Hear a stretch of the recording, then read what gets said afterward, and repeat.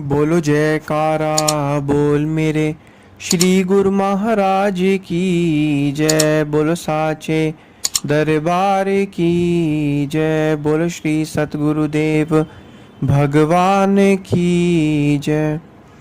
सौभाग्यशाली गुरुमुख सज्जन मंडली, इसी प्रकार अपने मन एवं चित्त की समस्त वृत्तियों को एकाग्र रखते हुए अपना ध्यान सम्मुख विराजमान श्री परमहंस महान विभूतियों की ओर लगाते हुए और अपनी मुख रचना को पवित्र करने हेतु एक बार ऊंची और मीठे स्वर में बोलिए जयकारा बोल मेरे श्री गुरु महाराज की जय। बोलो साचे दरबार की जय। बोलो श्री सतगुरुदेव भगवान की जय। गुरुमुखों, मनुष्य के मन के अंदर जो आज चीज़ें हैं, काम क्रोध लोभ मोह अहंकार, इसी के कारण जो मनुष्य है वो अपनी वास्तविकता को समझ ही नहीं पा रहा है और इन्हीं शत्रुओं के अधीन आकर वो अपने कर्मों को कर रहा है। एक बार की बात है, एक पति पत्नी और उनका बच्चा एक साथ रहते थे। तो पति जो था वो बिजनेस व्यापार करने के लिए अपने देश को छोड़कर दूसरे देश चला गया और जब वह वहाँ से अपने देश से गया तो उस समय उसका जो पुत्र था वो 5 साल का था। तो उसने अपने परिवार को कहा कि मैं जल्द ही वहाँ पर बिजनेस व्यापार करके यहाँ पर आ जाऊँगा। तो जब वह विदेश गया, वहाँ पे 2-3 साल तक उसने बिजनेस व्यापार किया और कम समय में ही बहुत तरक्की हासिल कर ली। और वो 3-4 साल बाद घर आने का जैसे ही सोचता तो कोई ना कोई उसका बिजनेस व्यापार की ऐसी डील आ जाती जिससे उसे फ़ायदा होता। फिर वो विदेश में ही रह जाता। फिर जब वो घर आने का सोचता तो कोई ना कोई बिजनेस व्यापार जैसी डील उसको मुनाफे वाली ऐसी आ जाती तो फिर वो वहीं पर रहने लग जाता था। तो यह देखकर उसकी जो पत्नी थी वो थोड़ा, उसने कहा कि आप हमेशा हमसे वादा करते हो आप आओगे और आप आते ही नहीं हो।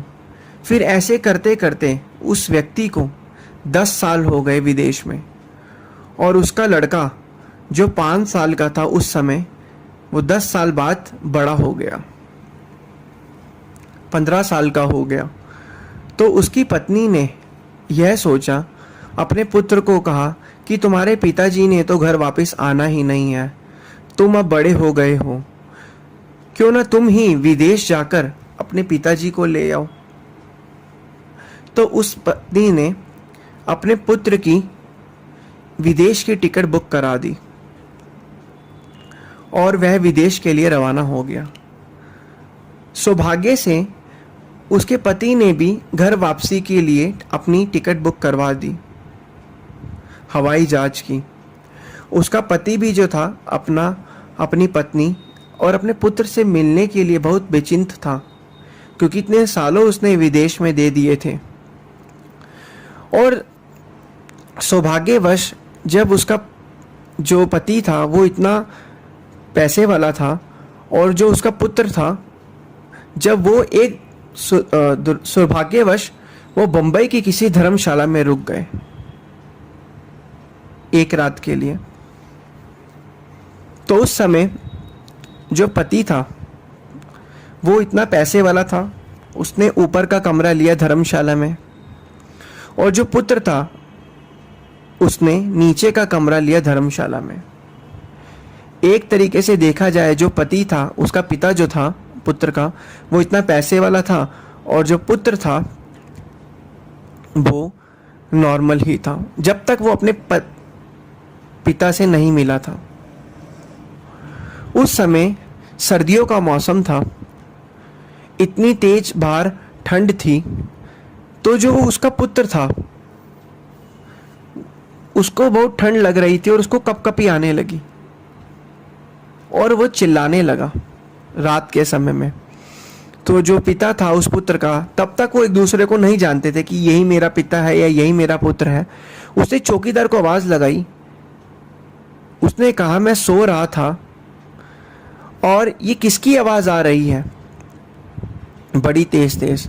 तो चौकीदार ने कहा, मालिक ये इस लड़के की आवाज़ है, इसकी तबीयत खराब है। तो उस आदमी ने कहा कि जल्दी इस लड़के को चुप कराओ, मेरी नींद में बाधा डल रही है। और जो उसका पिता था वो नींद में अपनी पत्नी और अपने पुत्र के स्वप्न देख रहा था कि कब मैं घर जाकर उनसे मिलूंगा। फिर चौकीदार के डांटने पर बच्चा चुपचाप सो गया। फिर थोड़ी देर बाद ठंड लगी बच्चे को जब महसूस हुआ कि उसे ठंड लग रही है, अब बर्दाश्त नहीं हो रहा, वो बहुत तेज चिल्लाने लगा, रोने लगा। फिर वही अमीर व्यक्ति अपने कमरे से बाहर आया। उसने चौकीदार को चिल्लाकर कहा कि ये बच्चा कौन है, क्या हुआ इसे यहाँ से बाहर निकालो, इसके चक्कर में मेरी नींद में बाधा डल रही है। तो चौकीदार ने कहा, मालिक ठीक है। उस लड़के को दरवाजे से बाहर कर दिया और उस लड़के की तबीयत इतनी ख़राब थी कि बाहर इतनी ठंड थी कि वो कभी करते करते मृत्यु ने उसे अपनी गोद में बुला लिया। और वह लड़का जब उसे कमरे के बाहर कर दिया गया, बाहर ठंड में, उसने थोड़े घंटों में ही दम तोड़ दिया। सुबह उठा जब वो मालिक भी उठा, जो कि उसका असल में पिता था, उसको जब ये खबर मिली कि वो लड़के की बाहर मृत्यु हो गई है, चौकीदार ने जब उसे बताया, तब उसने इतना ध्यान नहीं दिया क्योंकि असल में वो उसका पुत्र ही था जो उससे मिलने जा रहा था। और वो जो पिता था वो भी अपने पति और पुत्र से मिलने जा रहा था। उसने इतना ध्यान नहीं दिया, उसने उसको एक आम लड़का ही समझा। थोड़ी देर बाद जब एफआईआर दर्ज कराई गई, पुलिस को ये कंप्लेन लिखाई गई कि वो लड़का जो है वो मर गया है, तो जो अमीर व्यक्ति था वो भी पुलिस के साथ उस जो वार्तालाप थी उसके अंदर शामिल हो गया। पुलिस ने छानबीन करने पर उस लड़के के पास से कुछ भी ऐसा सबूत नहीं मिला जिससे पता चल पाए वो लड़का कहाँ का है। तो पुलिस ने उस लड़के की जेब में खत देखा। पुलिस ने जब उस खत को पढ़ना स्टार्ट किया, साथ ही वो अमीर व्यक्ति भी वहीं पर था, तो उसने उस खत पर लिखी सारी चीज़ों को सुना। तो वह अमीर व्यक्ति एकदम सुन्न हो गया, दंग रह गया। उसने तुरंत वो पर्चा पुलिस के हाथ से पकड़ा और उस पर्चे को पढ़ा और देखा कि ये जो इसकी राइटिंग है ये तो जानी पहचानी लग रही है। और उस खत में लिखा था, उसकी पत्नी ने वो खत लिखा था कि अपने पिता को जाकर कहो कि हमें उनकी बहुत याद आ रही है और जल्दी से जल्दी यहाँ आए।